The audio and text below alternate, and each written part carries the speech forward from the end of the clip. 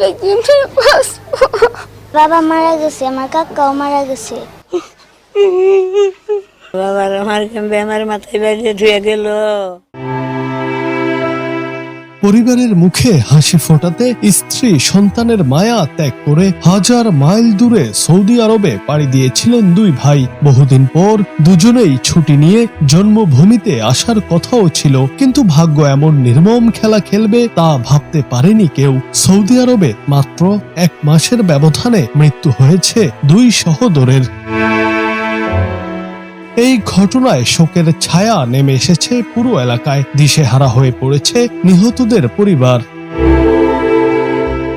সংসারের অভাব অনটন ঘোচাতে জীবন যুদ্ধের পথে এই দুই ভাই যাত্রা করেছিলেন। দুই ভাইয়ের এমন মৃত্যুতে পুরো পরিবার এখন বাকরুদ্ধ। নিহতদের মুখখানা শেষবারের মতো দেখতে অপেক্ষায় দিন কাটাচ্ছে পরিবারটি। নারী ছেঁড়া ধনদের নিথর দেহগুলো কবে বাড়ি আসবে তা জানেন না দুঃখিনী মা। অনিশ্চয়তায় কাটছে দিন। নিহতরা হলেন টাঙ্গাইলের মির্জাপুর উপজেলার কদিম ধল্লা গ্রামের মৃত কবির উদ্দিনের ছেলে নজরুল ইসলাম ও আমিনুল ইসলাম। বড় ভাই নজরুল প্রবাসে গিয়েছিলেন প্রায় 3.5 বছর আগে, আর ছোট ভাই আমিনুল 1.5 বছর হলো। স্ট্রোক করে বড় ভাই নজরুলের মৃত্যু হয় গত জুলাই মাসের 28 তারিখ। তার দেশে আসার কথা ছিল 5 আগস্ট। প্রবাসে হঠাৎ মৃত্যু হওয়ায় বড় ভাইয়ের লাশ নিয়ে দেশে ফেরার কথা ছিল ছোট ভাইয়ের। ভাগ্যের কি নির্মম পরিহাস, বড় ভাইয়ের মতো স্ট্রোক জনিত কারণে মৃত্যু হয় আমিনুল ইসলামেরও।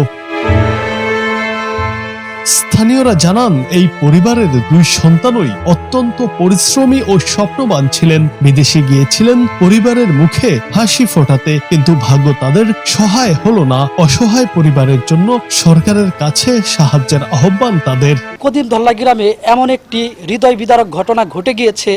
এই ঘটনায় আসলে শুধু পরিবার না, পুরো গ্রাম কিন্তু এখন সুখের মাতমে চলছে। বড় ভাই মারা গেছে, তার 1 মাস পরেই কিন্তু ছোট ভাইও মারা গেছে। সরকার কর্তৃক তাদের কোনো সহায়তা করা হয় তাহলে এই পরিবারের জন্য ভালো হবে। বড় ভাই নজরুল মারা গেল 3 দিন আগে।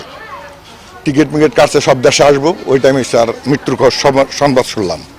তারপরে আমিনুর কয়েক ভাইয়ের লাশ দেখবো আমি দেশে যাইয়া, ওই আহার টাইমেই তার সবকিছু কাগজপাতি সবকিছু কমপ্লিট, ওই সময় তার মৃত্যু আল্লাহ পাক গোড়ায়। তার লাশ নিয়ে আসার জঙ্গল বাড়িতে আসতে চাইছিলেন, তখন তো আসতে পারলেন না এবং ওখানেই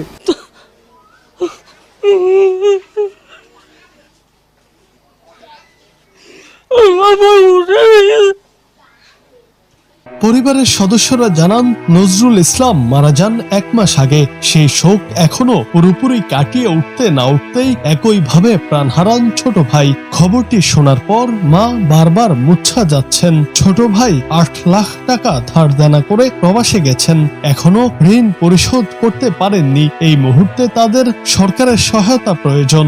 আমার এই দুইটা পুঁতি, আমার শ্বশুর পুঁতি আছে, আমার পুতুরাই দেখছে, আমার কেরা দেখবো? আমার দেহের মতো মানুষ নেই। ভাইয়া বলা নেই, মানুষ করবো কেরাকে, এরা দেখবো। হ্যাঁ বাবার আমার মাথায় বাইরে ধুয়ে গেল। অপেক্ষায় আছি লাশের জন্য। আমাকে দিন কিভাবে গেতেছে আমরা নিজেরাই জানি না।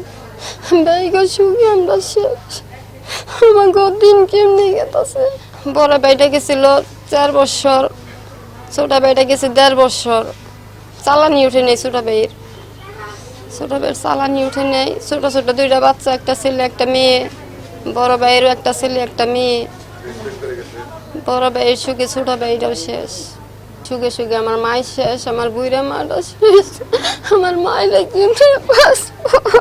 সন্ধ্যার পরে সারাদিন ভালো, সন্ধ্যার পরে থেকে অসুস্থ হয়েছে, গুরুতর অসুস্থ। এলো অ্যাম্বুলেন্সে এলো, অক্সিজেন দিয়ে তাকে হসপিটালে পাঠাইছি। দোয়া করেন ভাবি।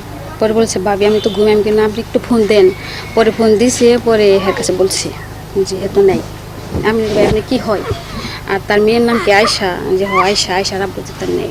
বাবা মারা গেছে, আমার কাকাও মারা গেছে। আপনারা সবাই আমাদের জন্য দোয়া করবেন, আমার বাবার জন্য দোয়া করবেন, আমার কাকার জন্য দোয়া করবেন সবাই।